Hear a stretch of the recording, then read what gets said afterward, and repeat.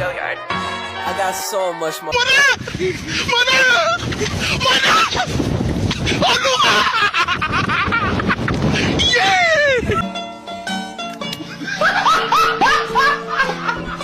Are you ready, kids? Aye, aye, Captain! I can't hear you. Aye, aye, Captain! Oh!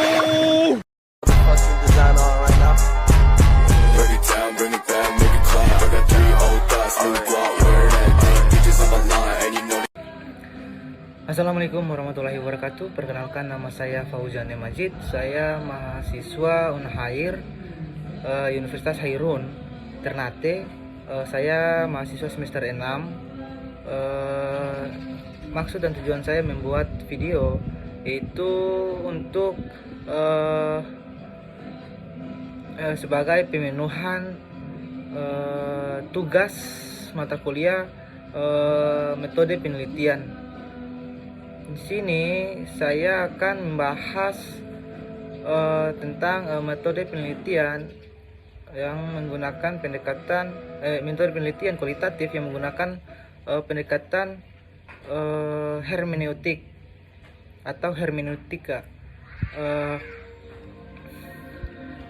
Jadi sebelum lebih jauh kita mengenal hermeneutika, ada perbedaan mendasar yang perlu kita ketahui bersama, yakni kalimat hermeneutik dan hermeneutics. Term pertama, hermeneutik membentuk kata sifat yang berarti ketafsiran dan keterlibatan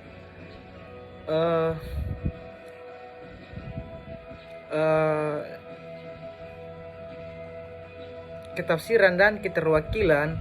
Dengan demikian, hermeneutik lebih spesifik terhadap keadaan atau sifat yang terdapat pada suatu penafsiran. Adapun term yang kedua yaitu hermeneutics adalah kata benda atau noun yang mengandung tiga konotasi. Yang pertama yaitu ilmu penafsiran, yang kedua ilmu untuk mengetahui maksud yang terkandung dalam kata-kata atau ungkapan penulis, dan yang ketiga yaitu penafsiran, khususnya menunjuk kepada penafsiran kitab suci. Berbicara mengenai hermeneutika, sebelumnya tidaklah semudah menjelaskan 1-2 kalimat saja, dikarenakan hermeneutika berkaitan dengan ilmu menafsirkan dan memahami sebuah teks atau nas. Lahirnya istilah hermeneutika tidak lepas dari tokoh mitologis Yunani kuno yang bernama Hermes, yang ditugaskan menerjemahkan pesan-pesan dari dewa di Gunung Olympus ke dalam bahasa manusia. Berdasarkan tugas Hermes itu, maka hermeneutika mengandung pengertian proses mengubah sesuatu atau situasi ketidaktahuan menjadi mengerti. Berangkat dari pemahaman tersebut, maka tampak kepada kita bahwa hermeneutika adalah pembahasan tentang kaidah atau teori atau metode yang digunakan untuk memaknai atau menafsirkan suatu teks atau pesan agar didapatkan pemahaman yang benar. Kemudian berusaha menyampaikan kepada audiens sesuai tingkat dan daya setiap mereka. Dari penjelasan tadi masih banyak lagi pengertian dari para ahli yang berusaha untuk mendefinisikan apa arti dari hermeneutika sebenarnya. Di antaranya adalah yang pertama, menurut Sumaryono dalam bukunya menjelaskan bahwa secara etimologis kata hermeneutik berasal berasal dari bahasa Yunani hermeneuein yang berarti menafsirkan, dan dari kata hermeneuein ini dapat ditarik kata benda atau kata benda hermeneia yang berarti penafsiran atau interpretasi, dan kata hermeneutes yang berarti interpreter atau penafsir. Yang kedua, menurut Nurholis Majid, hermeneutika ialah pemahaman atau pemberian pengertian atas fakta-fakta tekstual dari sumber-sumber suci atau kitab suci atau sesuatu yang murni sedemikian rupa sehingga yang diperlihatkan bukanlah hanya makna lahirlah dari kata-kata teks suci itu, tetapi lebih makna dalam atau batin atau inward meaning yang dikandungnya. Ketiga, menurut Zygmunt Bauman, seperti yang dikutip oleh Fakhruddin Faiz, menjelaskan bahwa hermeneutika adalah sebuah upaya menjelaskan dan menelusuri pesan dan pengertian dasar dari sebuah upacara dan tulisan yang tidak jelas, kabur, remang-remang, dan kontradiktif yang menimbulkan kebingungan bagi pendengar atau pembaca. Selanjutnya, menurut Hossein Nasr,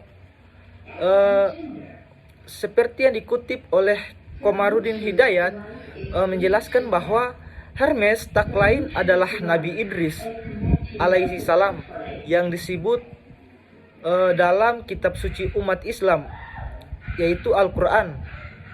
Sementara menurut cerita yang beredar di kalangan pesantren, pekerjaan Nabi Idris adalah sebagai tukang tenun, atau menurut riwayat yang lain sebagai tukang bangunan.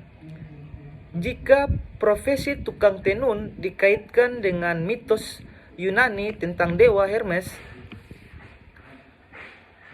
di sana terdapat korelasi positif.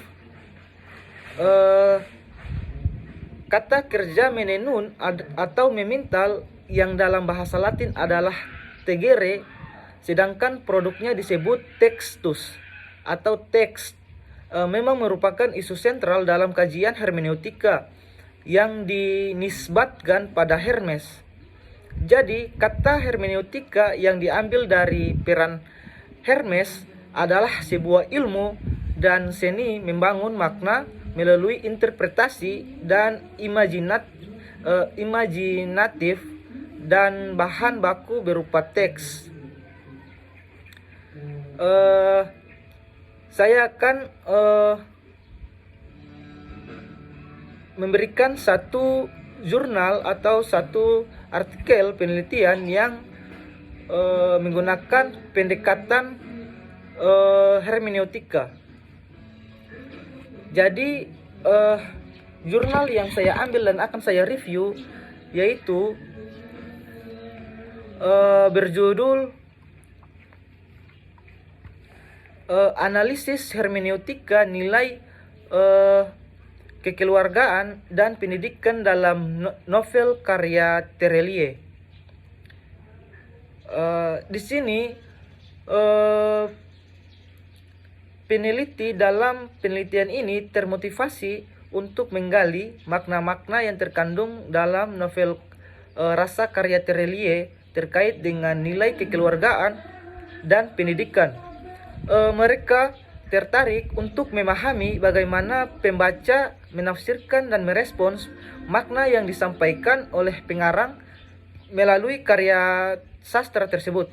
Dengan demikian, peneliti berusaha untuk memberikan kontribusi dalam pemahaman lebih mendalam terhadap nilai-nilai yang terdapat dalam novel tersebut serta bagaimana nilai-nilai tersebut dapat diaplikasikan dalam kehidupan sehari-hari. Untuk tempat penelitian itu sendiri itu dilakukan di Prodi Tadris Bahasa Indonesia di IAI Darussalam Blok Agung Banyuwangi. Untuk metode penelitian yang digunakan dalam penelitian ini adalah metode kualitatif dengan pendekatan deskriptif. Peneliti menggunakan teknik pengumpulan data melalui metode SIMAK, yaitu dengan membaca novel rasa karya Terelie dan mencatat data-data yang berkaitan dengan nilai kekeluargaan dan pendidikan. Analisis data yang dilakukan secara induktif dengan mengikuti model Miles dan Huberman. Selain itu, peneliti juga melakukan triangulasi data untuk memastikan keabsahan dan keandalan dari hasil penelitian.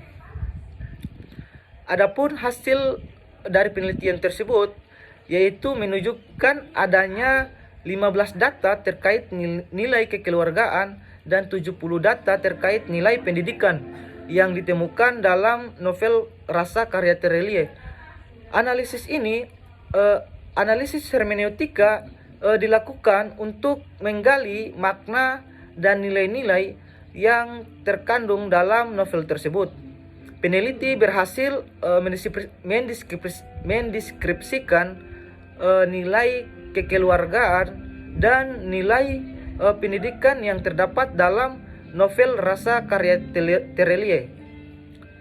Dengan demikian, penelitian ini memberikan pemahaman yang lebih mendalam terhadap pesan-pesan yang ingin disampaikan oleh pengarang melalui karyanya. Mungkin itu saja yang dapat saya sampaikan. Lebih dan kurangnya saya mohon maaf. Semoga apa yang saya sampaikan dapat bermanfaat. Assalamualaikum warahmatullahi wabarakatuh dan terima kasih.